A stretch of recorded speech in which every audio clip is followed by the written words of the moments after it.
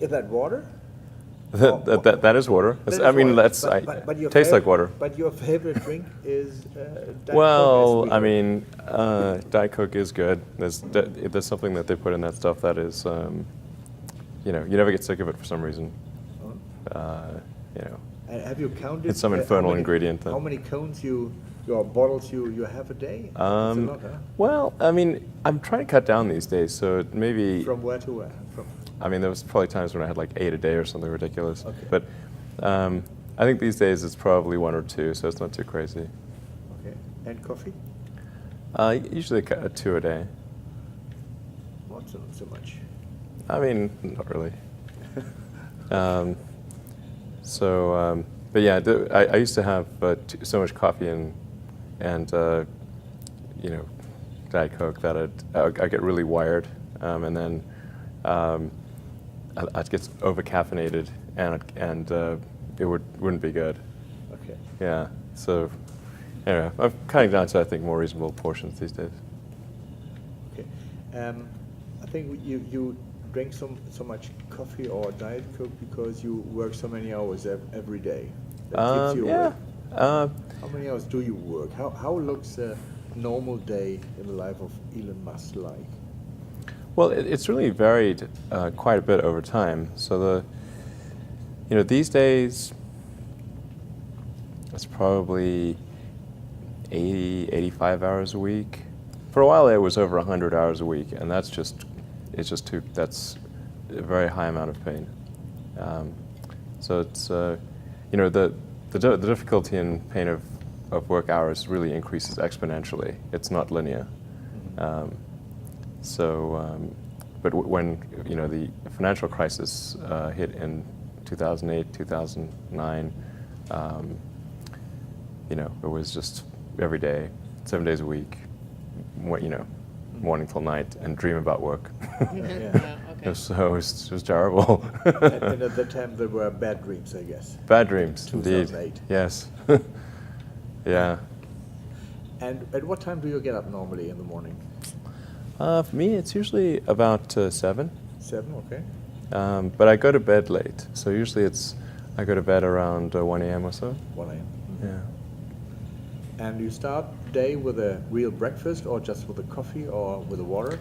That also varies a lot. I think it's probably true that having a good breakfast is a good idea, but usually I don't have time for that. So sometimes it's made for me, but probably half the time I don't have any breakfast. I had to have like coffee or something like that. And a Mars bar with it? Mars bar, sure. And I'm trying to cut down on sweet stuff. So,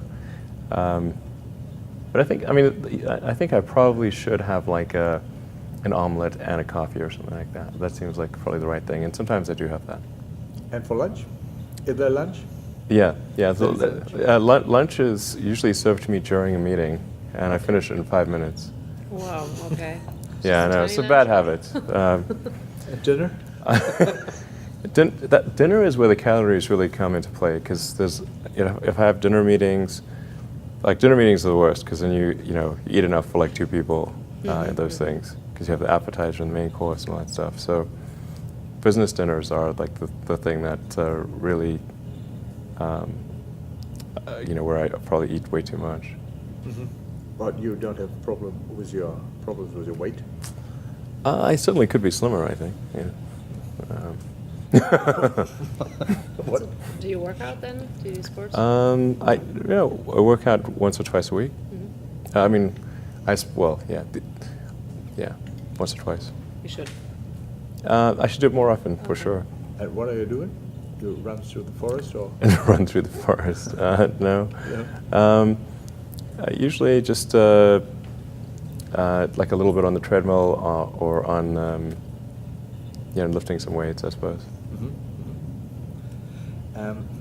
Let's come to my questions I have here. It's just 122, I guess.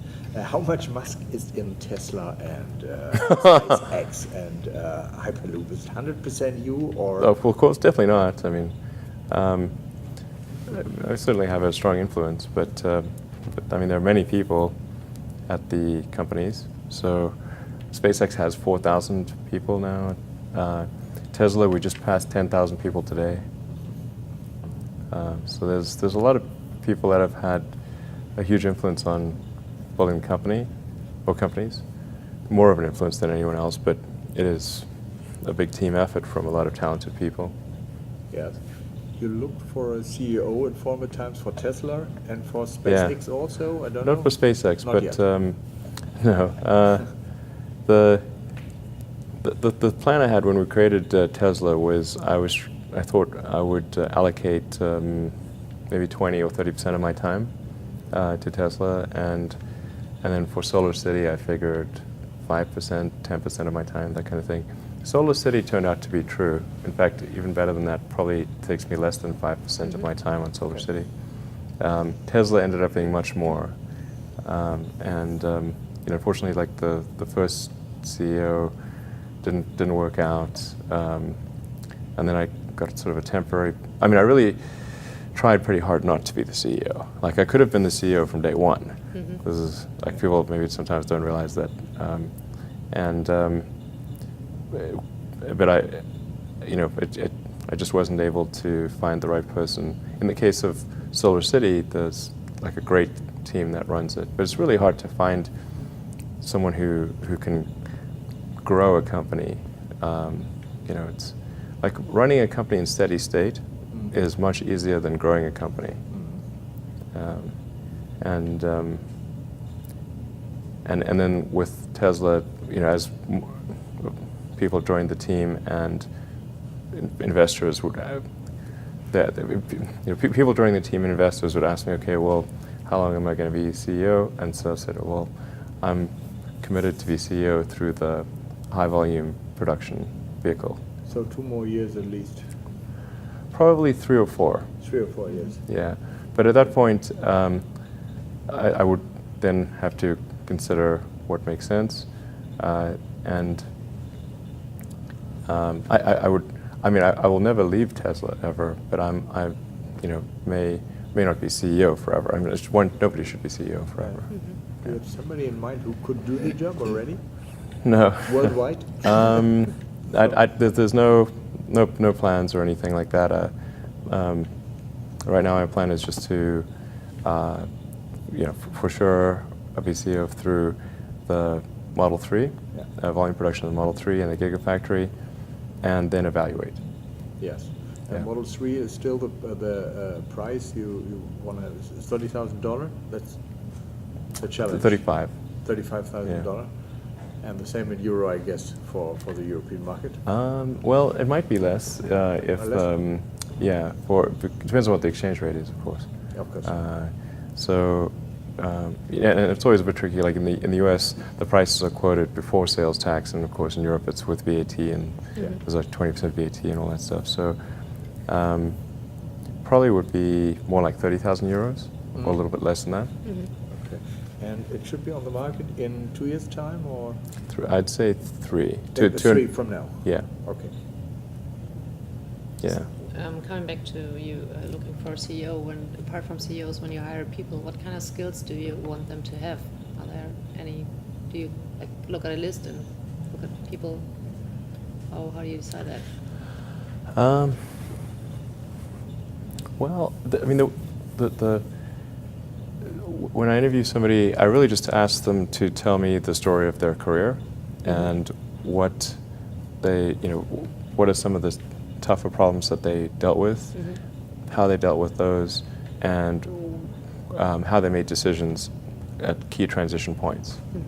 And usually that's enough for me to get a very good gut feel about someone. And what I'm really looking for is evidence of exceptional ability. So did they face really difficult problems and overcome them? And then of course you want to make sure that if there was some significant accomplishment, were they really responsible, or was somebody else more responsible? And usually the person who's had to struggle with the problem, they really understand it. And they don't forget. If it was very difficult. So you can ask them very detailed questions about it, and they'll know the answer. Okay. Whereas the person who was not truly responsible for that accomplishment will not know the details. Which college or which university? No, It's it's not. There's no need even to have a college degree Oh, wow, okay. at all, or even Okay. high school. I mean, if somebody graduated from a great university, that may be an indication that they will be capable of great things, but it's not necessarily the case.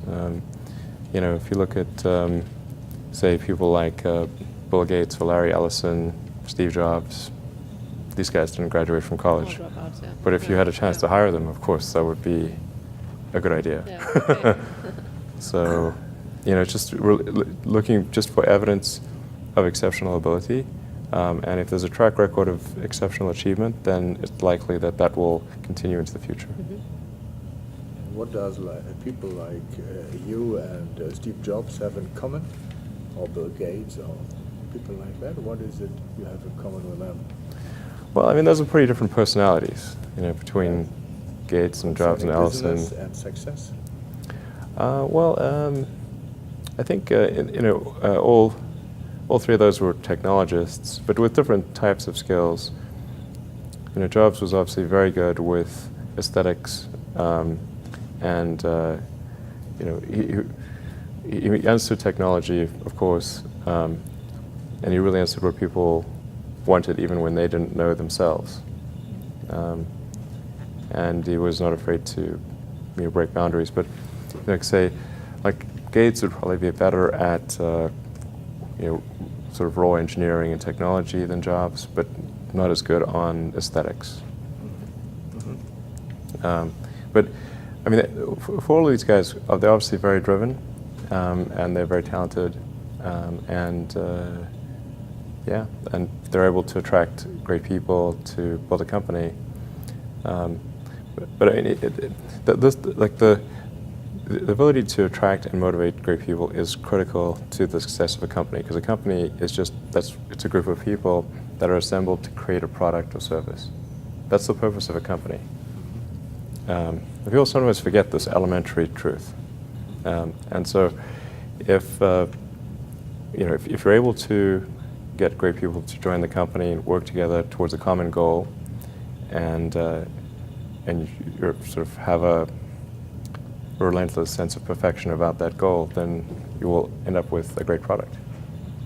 And if you have a great product, lots of people will buy it, and then the company will be successful. Yeah. But really, it's pretty straightforward, really. I mean, yeah, that's the reason for it. You have a lot of talents. Is there any talent you would like to have, you don't have? Singing, dancing, music? Oh, you don't should- know what you... Well,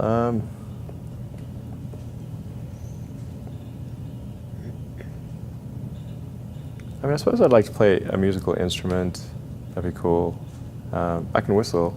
You can whistle. I can whistle. What is your favorite song to whistle? I kind of have like a whole bunch of songs that kind of randomly, I just whistle randomly. Please don't ask me to whistle, because that's like, you know, I mean, I can whistle, but like this is like, yeah, maybe not the coolest instrument to play. Yeah. But I can whistle Pachelbel's Canon, which is a tricky one. Really? Yeah. But I'm not going to whistle for you now, because that'd be too embarrassing.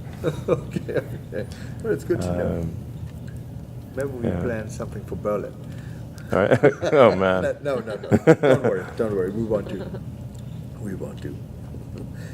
How would you describe yourself? What are the main attributes you have from your point of view? How would I describe myself?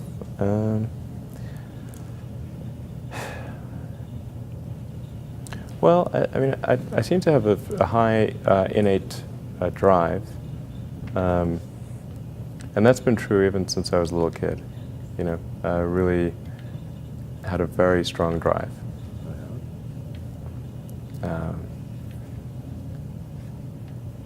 You know, sort of did all sorts of risky things when I was a kid that why did I do those things? They're crazy. So I think that's very helpful. And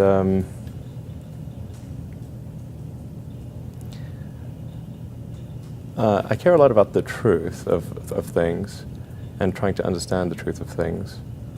I think that's important. If you're going to come up with some solution, then the truth is really, really important, I think. I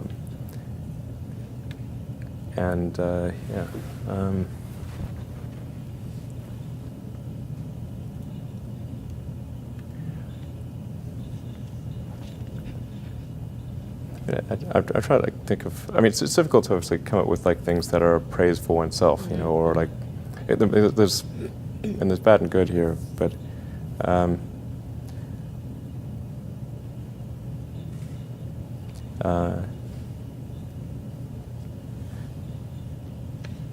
I think like sometimes they're just like the things that seem quite clear and obvious to me, and I don't understand why they aren't so obvious to everyone.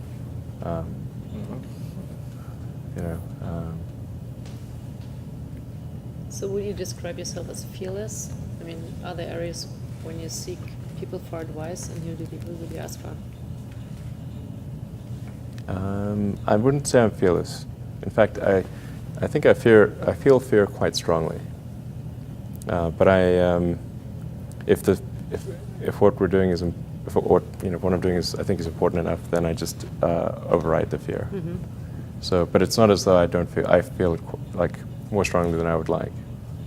And in which areas would you never go full risk if you still are fearful? Well, it really depends on the stakes. If the stakes are high, if it's really important, then I will overcome the fear and just do it anyway. Mm-hmm. But essentially, I mean, I just drive overrides fear, but I feel the fear. It's kind of annoying. I wish I didn't. Okay. I wish I felt it less. Uh-huh. So, yeah. All these introspective questions are interesting. I don't get asked these very often. And then, like, I'm trying to think, like, what is like an accurate reply? And some of these, it's hard to evaluate yourself in these things. Mm-hmm. Which company you founded was the most risky at the start? Well, probably SpaceX. I thought it had the lowest chance of success. I mean, I thought both Tesla and SpaceX would fail at the beginning. You saw it? Yeah, sure. Really? Of course. But nevertheless, you put all your money in that, in both. I expected to lose it. Well, technically, what I thought was, well, I'll take half the money from PayPal, and if I lose half of it, that's okay. But then, of course, the companies encounter difficulties, and then I have a choice of either let the company die or put, all the money into the companies. And so I really didn't want the companies to die, so I put all the money in the companies. Yeah. And then I had to borrow money from friends to pay living expenses. Yes. And what went through your mind at the end of 2008 when the fourth and the last rocket started? What were your thoughts at that time? It was a terrible time. Yeah. Yeah, everything was going wrong at once. 3 rocket failures in a row in the beginning, and Tesla financing round was falling apart or fell apart. The Solar City was having difficulties, getting divorced. Yeah. It was really terrible. Yeah. So I was very sad. But then everything was perfect when Well, it took a rocket while. was in space. Yeah, at the end of 2008, the 4th launch worked. Yes. Which is that was all the money we had, but nothing more. In fact, originally I budgeted. I thought, okay, we can survive 3 failures. So we just barely scraped together enough to do a 4th launch. Mm. And then at the end of 2008, we got a big NASA contract, literally on December 23rd, I think it was. Okay. Yeah. So it went from really terrible to, I remember that Sunday before Christmas in 2008 thinking that this is the closest I've ever come to a nervous breakdown. Like, I never thought I would ever be someone who could have a nervous breakdown, and I didn't. I mean, but it was like, I could see it. Like, I was within sight of it. It was like, this sucks. This is terrible. And then the next morning, NASA called and said that we'd won this $1.5 billion. The next morning. Yeah, the next morning. Like, literally, I was at home, and I thought they'd all gone home for the holidays. I didn't think that, I would have said there was no chance of a call a few days before Christmas. I thought people, be on vacation and that kind of thing. So, 1.5 billion. Yeah. So what went through your mind when they called you? What do you feel? That was awesome. I was like, I actually said to the NASA guys that I love you. I don't think they've gotten that response before. So, so that was, the Monday morning, and then I think it was the Tuesday night or the Wednesday night was when we closed the financing round for Tesla, and that was like 6 p.m. on Christmas Eve. It was the last hour of the last day when it was possible, and we would have gone bankrupt a few days after Christmas if that round had not closed. Yeah, you flew for the NASA and for other. Yeah, we've launched satellites for commercial operators. So SES in Europe and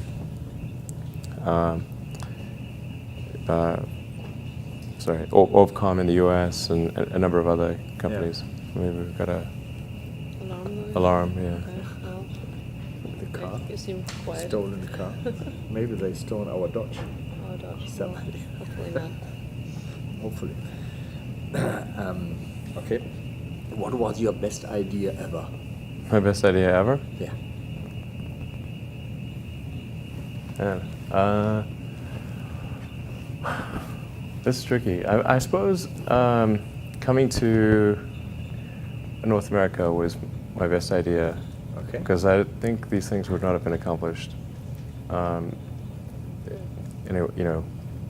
anywhere else. It's really hard to start a company, but in particularly California, Silicon Valley is very conducive to startup companies, and so whenever I'd read books in South Africa, it would seem like the cutting edge of technology was in Silicon Valley, and so that's what I wanted to come and I wanted to move to this mythical place. Okay. And are there things you regret having done or for not having done so far? Well, there's lots of things that when life is short, and there's lots of things that could be done that one can't necessarily do.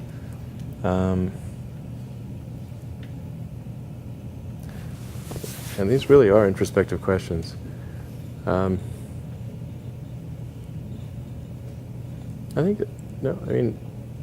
overall, I think I'm pretty happy with where things are. It's hard not to be, honestly. Yeah. I'd be, things are in a good place right now, and I'd like to, looking ahead, I'd like to see humanity go beyond Earth and have people on Mars. That would be really great. And to see widespread adoption of electric vehicles and renewable energy. These are great things. And I think those would be really, really cool. But is there like a business decision which you regret, like what you should have never done in retrospective? In retrospect, I should have bitten the bullet and been CEO of Tesla from the beginning. Then that would have been, that would have been the smart move.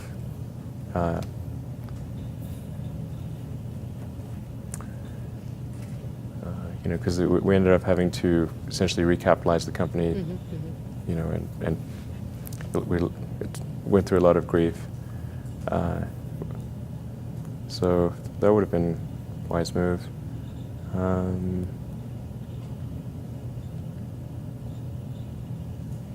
I mean, some things are better with, with hindsight, of course, you can say, well, this decision or that decision. I mean, Tesla was essentially built on two false ideas, or started on two false ideas, one of which was that we would be able to use the Lotus Elise chassis to minimize the cost of creating an electric vehicle, and the other was that we could use the technology from AC Propulsion, a small company in California, for the electric powertrain. So you won't do the same mistake again, so you start from zero with this topic? Well, we actually use a lot of components from other companies. So it's like Bosch is our supplier of the long-range ultrasonics and the radar. And then the whole camera assembly and everything, we do the camera assembly, but we use a Mobileye chip. But all of the software for integrating that, we do at Tesla. Okay.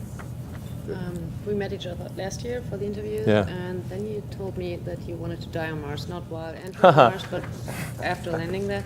So I mean, well, it's not as though I'm dying to die on Mars, but it's like if you're going to die somewhere. Why not on Mars? Well, Okay. I mean, Okay. So choice what- A, choice B. So what should happen? It'll be what should happen to your ashes then? Like being dead on Mars, what do you do with your ashes?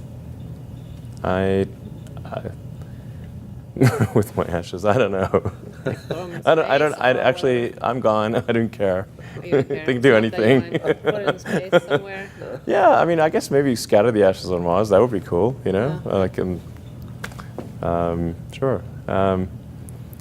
But I mean, the whole sort of retire on Mars thing was like a reporter asked me that question 6 years ago or something. It's like, where do you want to retire? And I actually said, well, I'm not sure I'll ever retire completely, but if I were to retire somewhere, then Mars would be a good way to go. I mean, in the ideal circumstance, I'd make one trip to Mars, come back to Earth, and then when it's time to, when you get really old, then go back to Mars when I'm like 75 or something, and then, you die there, and seems like, if you're gonna die anywhere, why not die on Mars? You're right. Have you gone to space already? No. No. And No. do you want to? Sure. Not- I mean, not I'll to probably Mars, go maybe, there but- in like maybe 3 or 4 years. Yes? Yeah. You will test it. Yeah. Okay. What will happen first, the tube from San Francisco to LA, the Hyperloop, or the first man on Mars? I think the Hyperloop is more likely to happen first. Well, it's a good question. Well, if you say that particular route, I'm not sure, because there are all sorts of constraints in getting permits to build a big thing. But I think I think there's going to be some company or group that creates a Hyperloop, but it may be a different route. And I know there's one company that's looking closely at the Los Angeles to Las Vegas. Because that's quite a popular trip, with the same and that's idea. much easier to make that trip, Yeah. make that route work. Okay. Okay. What makes you happy? Well, I think if things are going well with family and things are going well at work, then I'm happy. Okay. If either one of them is not going well, then I'm, either half unhappy or completely unhappy. Okay. Okay. And talk about happiness. But that's like, I think that's generally true. Okay. If things are going well on personal life and work life, then one is happy. Okay. And talk about happiness. How did you like Burning Man? It was good. Yeah, I mean it's my 14th time, so it was it's always good. So I encourage people to come and check it out. So I've been there this year. So it was. Oh, you did go? So, Okay, great. So I was. What do you think? It was Did you? amazing. Yeah. It's crazy. Yeah, it's crazy.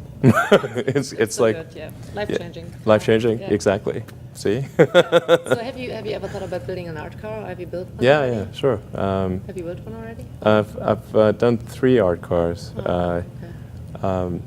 One was actually built on. This is probably 10 years ago. Was built on an Oldsmobile, an old Oldsmobile, with a big wraparound couch over the hood until you're sitting on top of the engine driving backwards. Oh, okay. So that was kind fun car. It broke down a lot, of course. Oldsmobile. I mean, broke down a Bring lot. us your James Bond car, submarine transformation car to the Burning Man? No. The James Bond car, the Lotus Esprit submarine, it's in the Tesla design studio. Ah, okay. Still being worked on? No, it's currently just sitting there. What I'm hopefully going to do at some point is we're going to create a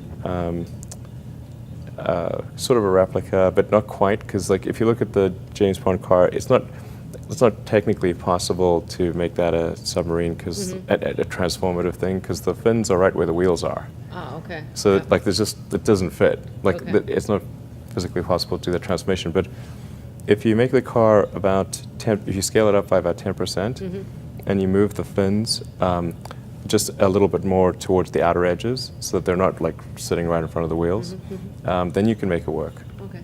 Yeah. So, and plus it's probably good to preserve the original, movie art, essentially, of the original car. Yeah, talked to a few of my guys, and we think we can make it work as a transformation car with those constraints. So it'll actually look very similar. Like you'd have to look closely to see if it's different, but yeah, I think it'd be fun to be able to drive up on the beach and in that submarine car. Do you own other old cars? I'll tell you so there's two gasoline cars that I own, and not that many people know about these, but one is a Series 1 67 E-Type Jaguar, Roadster, and that was the first car I bought when I actually had any money. In fact, when my first company received an investment, the venture capitalists gave us a $40,000, me and my brother, a $40,000 bonus, and I spent $35,000 on this car, and it broke down on the way back. It was very sad. I was like, damn it! I didn't even make it home. But that was a car when I was about 17. I was given for my birthday a book of classic convertibles, and I thought, well, if I could ever afford a car, one of these cars in the book, there were two that I liked the most. One was the Gullwing Mercedes, but there's no way I could, that was like millions of dollars. And then the other was the Series, the E-Type Jaguar, Series 1, yeah. And now you could afford the Mercedes, but you haven't bought it yet. I haven't. I think it's a great design, really great.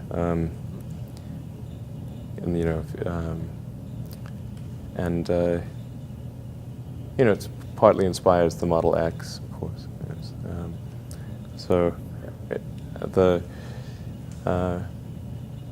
That might be a good one to buy at some point. But the other car that I got is a Model T that a friend of mine bought and gave me. Those things are hard to drive, though. Have you ever tried to drive a Model T? It's like not easy. Yeah. It's really work. Seems to be really work. The controls are all totally different too. Yes. There's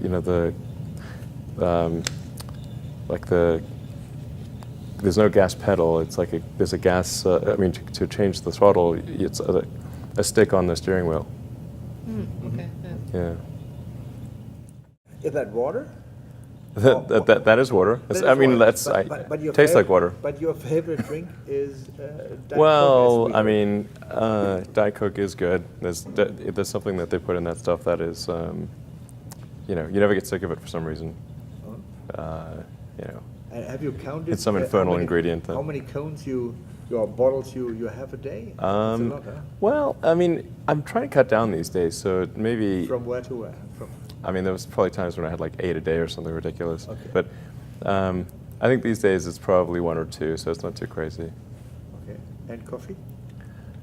Usually 2 a day. Not so much. Not really.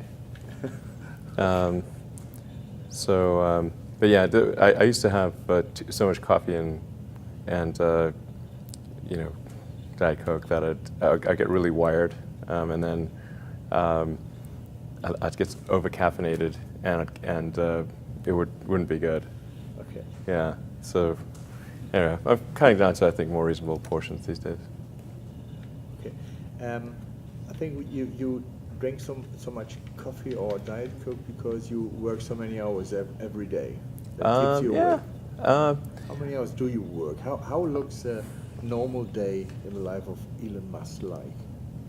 Well, it's really varied quite a bit over time. So these days,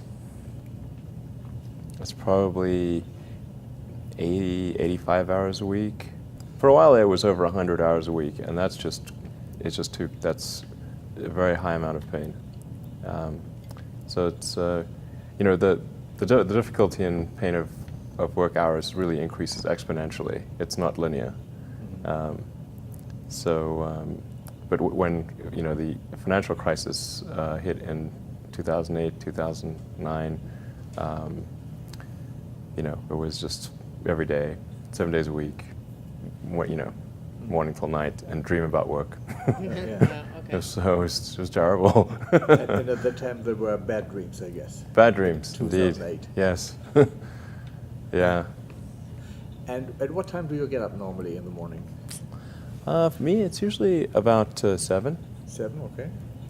But I go to bed late, so usually I go to bed around 1 a.m. or so. 1 a.m. Yeah. And you start the day with a real breakfast, or just with a coffee, or with a water?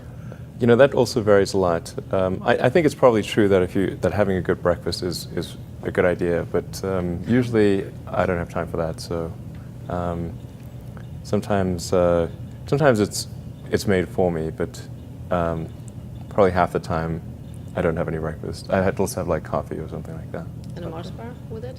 Mars bar, sure. And I'm trying to cut down on sweet stuff. So, but I think I probably should have like an omelet and a coffee or something like that. That seems like probably the right thing. And sometimes I do have that.